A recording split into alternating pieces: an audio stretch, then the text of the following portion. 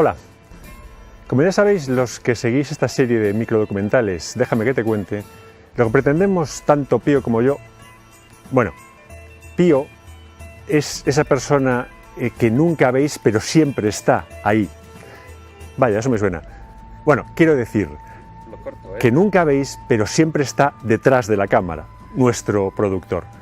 En cualquier caso, lo que pretendemos tanto Pío como yo es presentaros lugares que estén alejados de los circuitos tradicionales, lugares que tengan suficiente interés histórico, artístico, cultural.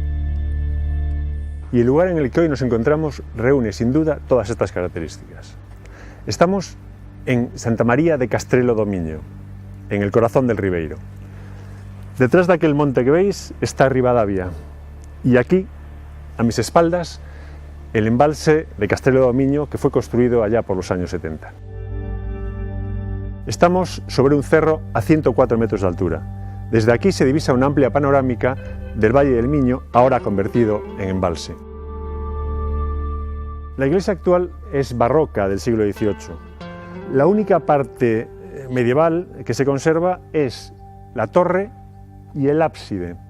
Estas ya son estructuras románicas del siglo XII que tienen además unos relieves muy interesantes en los canecillos y las metopas, relieves de monjes, de lobos y una de ellas de un águila que tiene que ver con la historia que nos ha traído hasta aquí. Pero del águila ya os hablaré después. Antes vamos al interior del edificio. En el ábside, detrás de este arco de medio punto triunfal, nos encontramos con escenas del juicio final, de Cristo ante Pilatos, de la flagelación, del Calvario. Son del siglo XVI y sin embargo tienen una traza puramente románica. A mí me resultan fascinantes estas imágenes. En realidad digo que son románicas o que son de apariencia románica por la tosquedad, ¿no? Por la falta de perspectiva y de volumen y por el uso de una figura más grande para destacar al personaje principal. En el centro, el Cristo Redentor, con los santos y los profetas, y en la parte inferior, de un lado, San Pedro recibiendo a las almas que se han salvado en el cielo, en un castillo que es el cielo, y del otro lado, todos los condenados. Las imágenes son casi infantiles, pero son tremendamente efectivas para transmitir el mensaje que pretendían, que es el miedo al infierno. Como os decía antes, este lugar está repleto de historia y basta darse un paseo por las calles para ver las casas blasonadas, todas ellas de piedra, por supuesto. Sin embargo, lo que nos ha traído hasta aquí fueron los sucesos que tuvieron lugar posiblemente en esta colina en 1111. Primero, el lugar. Digo posiblemente en esta colina porque no está del todo determinada la localización. Al parecer, en el siglo XII, a principios del siglo XII, aquí o en algún cerro muy próximo a este, había un castillo, una importante fortificación medieval. Es posible que fuera este lugar porque solían estar próximos a estructuras como monasterios o iglesias. En cualquier caso, en esta historia, los protagonistas principales son dos personajes muy conocidos para todos los que gustan de la historia de Galicia: el arzobispo Selmírez y la reina doña Urraca. Vamos antes a ponernos en situación. Urraca era hija de Alfonso VI y estaba casada con Raimundo de Borgoña. Con él tenía un hijo que nació en 1105, Afonso Raimúndez, el que después será Alfonso VII, el emperador. En 1107 las cosas comenzaron a complicarse cuando falleció inesperadamente Raimundo de Borgoña. De repente, el heredero del reino era un niño de 2 años, Afonso Raimúndez. El rey, Alfonso VI, decidió nombrar al conde de Traba, Pedro Froilaz, el señor más poderoso de Galicia, como ayo y custodio del niño. Y durante unos años el niño fue a vivir con él, hasta 1109. En 1109 el rey Alfonso VI falleció y muy poco después Urraca se casó con Alfonso el Batallador, el rey de Aragón. En muy poco tiempo se formaron dos bandos. De un lado, Pedro Froilaz, el conde de Traba, que quería coronar a su pupilo Afonso Reimúndez, y del otro todos aquellos que temían la excesiva influencia que pudiera tener el conde de Traba sobre el futuro rey y preferían que fuera coronada a Urraca, que a fin de cuentas era la hija de Afonso VI. Como podéis imaginar, esto desembocó en una guerra civil. Uno de los episodios decisivos de este enfrentamiento tuvo lugar en la fortaleza de Castrelo de Miño, que estaba emplazada posiblemente aquí o en un lugar muy próximo. En esa fortaleza, en enero de 1111, se encontraba Afonso Reimúndez, por entonces un niño de 6 años, asediado por los partidarios de doña Urraca, de su madre. El asedio se prolongó durante muchos meses. Al final, el príncipe y sus hombres de armas comenzaron a tener escasez de agua y de alimento y decidieron negociar. Decidieron pactar una rendición, pero pusieron una condición. Para alcanzar un acuerdo debería presentarse en la fortaleza el obispo de Santiago de Compostela, don Diego Selmírez. Diego Selmírez fue uno de los personajes más fascinantes de la historia de Galicia.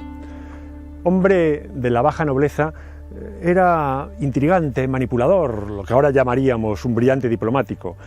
Era un gran viajero capaz de escapar a Braga y robar las reliquias de su catedral y venir a uña de caballo para traerlas a Santiago de Compostela, o de visitar al Papa, a los sucesivos papas, 1, 2, 3, 4 veces para conseguir su principal objetivo, que era engrandecer la iglesia de Santiago de Compostela, el obispado de Santiago de Compostela, hasta el punto de que se convirtió en el primer arzobispo de Compostela en 1120. Sin embargo, esto que estamos contando hoy sucedió 9 años antes, aún era obispo. Cuando Selmírez recibió en Santiago de Compostela la noticia de que le reclamaban para intermediar entre asediados y asediadores en Castrelo de Miño, reunió sus mesnadas y se vino para aquí. Y llegó a aquel lado del río Miño. Dejó a sus mesnadas allí y con 2 o 3 acompañantes decidió cruzar el río. Y entonces sucedió algo que tiene que ver con el águila que os decía antes. Cuando estaban cruzando el río, vieron un águila volando hacia ellos en sentido contrario. En esta época eso era un mal augurio y los males augurios se tomaban muy en serio. Los acompañantes empezaron a decirle que algo pasaba, que probablemente era una celada, una trampa y que debían dar la vuelta. Selmírez, que si algo era intrépido y arrojado, dijo que de eso nada, que seguían adelante. Llegaron a este lado y ahí abajo, en la orilla del río, estaba el asentamiento de las tropas asediadoras. Y al frente de ellas, otro personaje realmente curioso, Airas Pérez, un noble de segunda fila, muy bravo, muy acometido y que se pasaba la vida enfangado en luchas con unos y otros para engrandecer su estado. En cualquier caso, cuando llegó Selmírez aquí, le recibió Airas Pérez y subió hasta la fortaleza. En el patio del castillo se reunió con 12 caballeros, 6 de los asediados y 6 de los asediadores. Y en muy pocas horas, ese mismo día, consiguió un acuerdo de paz. Un acuerdo de paz por el cual el castillo pasaría a manos de los asediadores, pero lo importante en este caso, el príncipe Afonso Reimúndez se salvaría y podría acompañar a Selmírez hacia Santiago de Compostela, a Selmírez y a la condesa de Traba, que también estaba como aya del niño aquí en la fortaleza. Cuando estaba dirigiéndose hacia el príncipe y hacia la condesa, entraron en tromba tras él los hombres de Airas Pérez, hicieron prisionera a la condesa de Traba, al niño rey o al niño príncipe Afonso Reimúndez y al propio Selmírez. Les habían traicionado al final. A partir de ese momento las cosas se complicaron de verdad. Las tropas de Airas Pérez cruzaron el río y atacaron por sorpresa a las mesnadas de Selmírez, que, cogidos de improviso, tuvieron que salir corriendo y escaparon dejando abandonado a su señor. Airas era el vencedor de la jornada.